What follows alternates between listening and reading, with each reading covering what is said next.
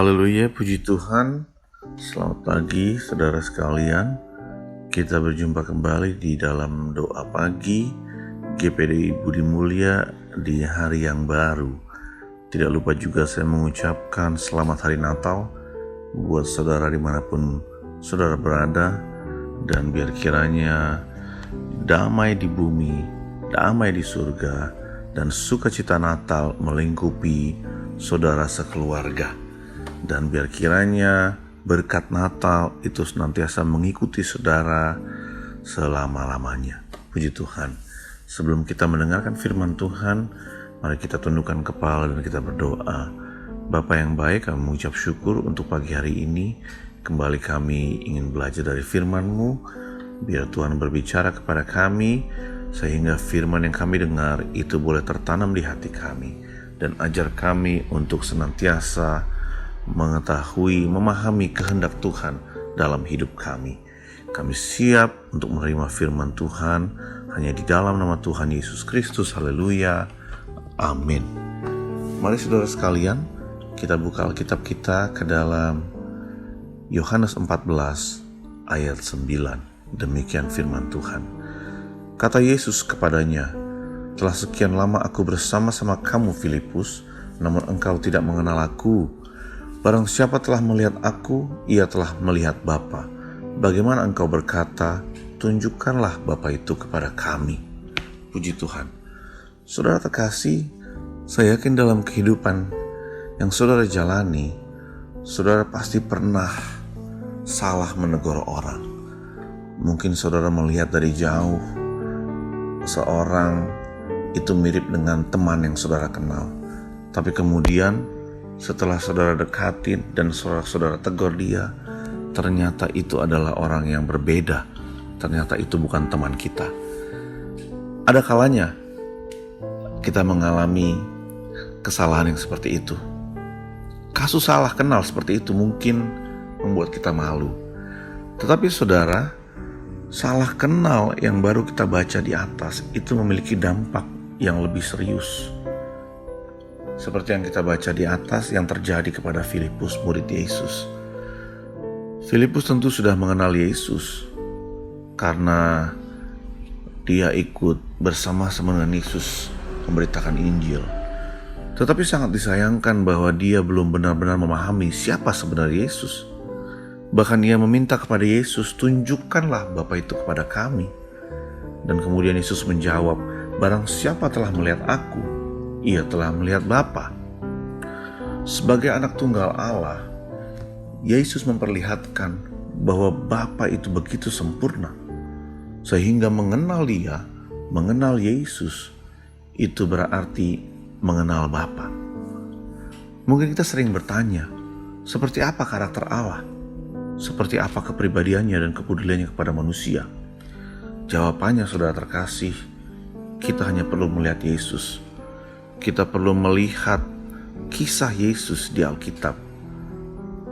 Dan itulah karakter Allah, yaitu karakter yang penuh kebaikan, karakter yang penuh kasih, dan karakter yang penuh belas kasihan.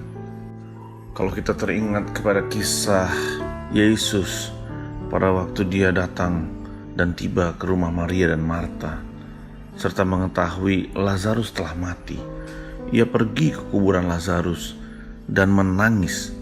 Yesus meratapi kematian Lazarus bersama dua saudari Lazarus. Lalu kemudian pada saat perjamuan terakhir, kita melihat bahwa Yesus merendahkan dirinya. Dia berlutut dan membasuh kaki murid-muridnya, termasuk kaki Yudas yang akan mengkhianati dia, seperti yang kita baca dalam Yohanes 13. Selain itu saudara terkasih, untuk kita dapat mengenal Bapa lebih dalam, kita juga tentu ingat kisah sosok seorang Bapa dalam kisah anak yang hilang. Allah Bapa digambarkan sebagai seorang ayah yang merindukan putranya yang telah tersesat dan merindukan kepulangannya. Dan ketika anak lelaki itu kembali ke rumah, ayahnya seperti tidak sabar untuk menyambutnya. Apa yang dilakukan oleh ayahnya saudara? Dia berlari kepada putranya dan memeluknya untuk menunjukkan kasih sayang yang ada pada bapa kepada anaknya. Dan itulah Bapa kita yang di sorga. Bapa kita yang selalu ada bagi kita. Bapa yang mau mendengarkan setiap keluh kesah dan permasalahan hidup kita. Serta Bapa yang sangat mengasihi kita, sehingga Ia merelakan putranya yang tunggal untuk menebus kita dari dosa-dosa kita. Sehingga Dia rela menjadi manusia, supaya saudara dan saya memiliki hidup, dan hidup yang berkelimpahan. Mungkin saudara berpikir, ya, tapi masalahnya saat ini Bapa itu ada di sorga, dan sorga itu sungguh jauh. Tetapi saat ini saya membutuhkan seseorang. Saya membutuhkan seseorang di bumi ini yang dapat menolong saya. Tetapi adalah penting untuk kita semua ketahui bahwa Tuhan adalah omnipresence. Tuhan ada di mana-mana, yang berarti Dia hadir di mana-mana. Dia hadir setiap saat. Dia hadir dalam kondisi apapun dalam kehidupan kita. Dan Tuhan tidak dapat dibatasi oleh waktu dan tempat. Bukan hal yang sulit untuk Bapa di sorga melangkah masuk kehidupan kita. Bahkan saat ini juga saat kita mendengar kebenaran firman Tuhan melalui tayangan YouTube, Dia hadir di sini. Dia sangat peduli akan kondisi kita. Apapun yang kita hadapi, Bapa adalah Bapa yang peduli akan umatnya. Bapa lebih peduli kepada manusia dibandingin malaikat yang diciptakan. Seringkali masalahnya, saudara terkasih, kita tidak menyadari kehadiran Bapa. Kita tidak menyadari kehadiran Tuhan dalam kehidupan kita, karena kita terlalu fokus pada masalah dan kesulitan yang kita hadapi, sehingga kita tidak mengarahkan pandangan kita kepada Tuhan. Sebagai ayat terakhir, saudara, mari kita buka ke dalam Yohanes 10 ayat 10. Di sini dikatakan, pencuri datang hanya untuk mencuri dan membunuh dan membinasakan. Aku datang supaya mereka mempunyai hidup dan mempunyainya dalam segala kelimpahan. Ayat ini jelas berkata bahwa Yesus datang supaya kita memiliki hidup, dan bukan hanya hidup yang biasa-biasa saja, saudara, tetapi hidup yang mempunyainya dalam segala kelimpahan. Saudara, kita memiliki gembala yang baik.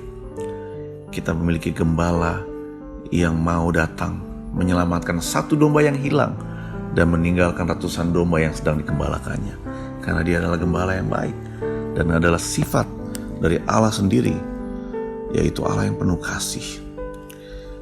Kelimpahan yang baru kita baca bukan hanya berbicara soal uang, tetapi juga segala sesuatu yang kita perlukan untuk melakukan pekerjaan kita, untuk menolong hidup kita yang ada di bumi. Karena ini kita buatan Allah, saudara.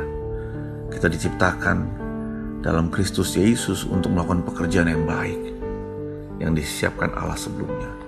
Dan Ia mau supaya kita hidup di dalam Tuhan. Percayalah, saudara,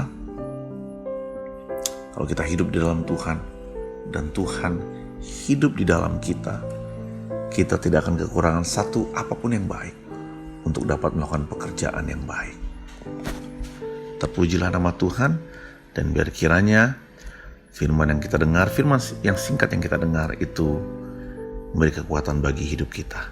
Mari kita berdoa. Bapa, terima kasih untuk firman yang sudah kami dengar.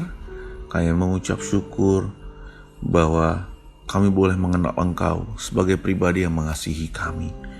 Kami boleh mengenal Engkau sebagai Bapa yang penuh kasih, sebagai Bapa yang mengerti keluh kesah manusia, sebagai Bapa yang selalu mengulurkan tangannya dan tidak pernah meninggalkan kami. Kami mengucap syukur Tuhan, kami boleh mengenal Bapa melalui Yesus. Bahkan kami mengucap syukur bahwa Yesus sudah datang.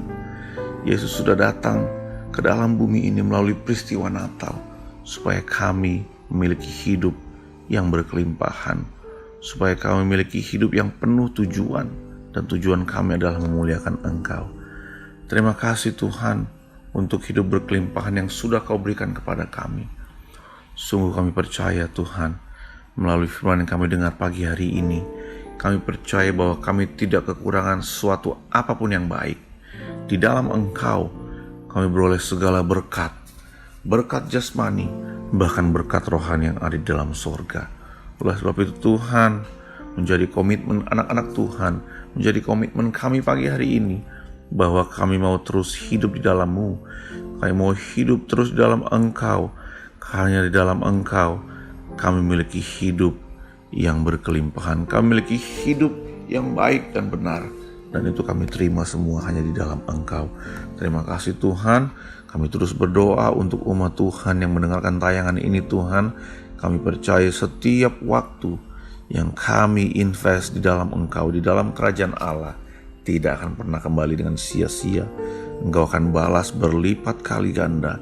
Dan Engkau akan memenuhi setiap pundi-pundi kami, sehingga pundi-pundi itu dapat kami pakai juga untuk memberkati orang. Kami berdoa buat setiap umat Tuhan yang sedang terbaring sakit, dalam nama Yesus, bilur-Mu yang menyembuhkan mereka. Dalam nama Yesus Engkau jamah segala sakit penyakit. Yang saat ini terbaring di rumah sakit juga Tuhan jamah dokter yang merawat. Terima kasih Tuhan, kami terima kebenaran firman-Mu hanya di dalam nama Tuhan Yesus Kristus. Haleluya, amin. Puji Tuhan, selamat menikmati hari yang baru, dan sekali lagi saya ucapkan selamat merayakan hari Natal. Tuhan Yesus memberkati saudara sekalian. Haleluya.